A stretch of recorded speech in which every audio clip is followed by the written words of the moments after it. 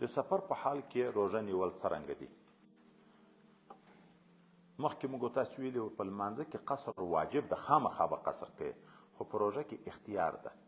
حضرت پیغمبر علیه السلام د فتح د مکې په کال په رمضان مبارک کې روان شو، په 10 د رمضان روان شو، هلته په 19 باندې ورسېدو.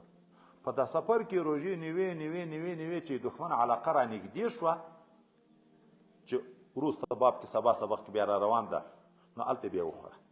نو په سفر کې ثبوت هم راغی، نبي علیه الصلاة والسلام په خپله روژه نیولې ده، صحابه و مبارکینو نیولې دي.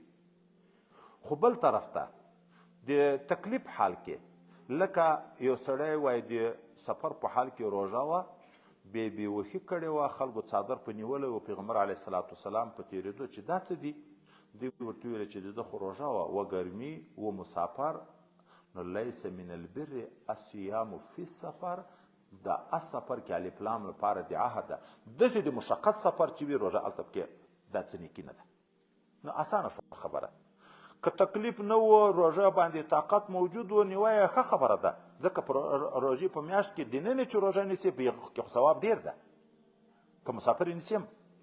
خو که داسې و چې سفر د مشقت و، بیا روژه نیول په کار نه دي.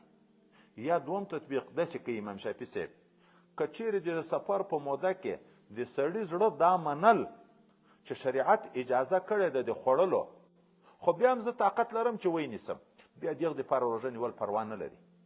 خو که د شریعت په حکم کې شک ولیدو، زړه یې نه منل چې دا څنګه اوس فرض روژه ده څنګه یې وخورو، دغه بیا ګنهګار ده، ځکه په شریعت کې عزیمت هم شته، رخصت هم شته، دواړه د شریعت حکمونه دي.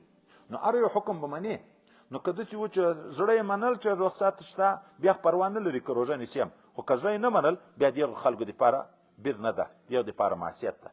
یا په دغه معنی که سفر اسانه و، روژه یې پکې نیوه، طاقت یې د روژې نیولې و، ښه خبره ده. او که نه تکلیف و، بیا روژه خوړل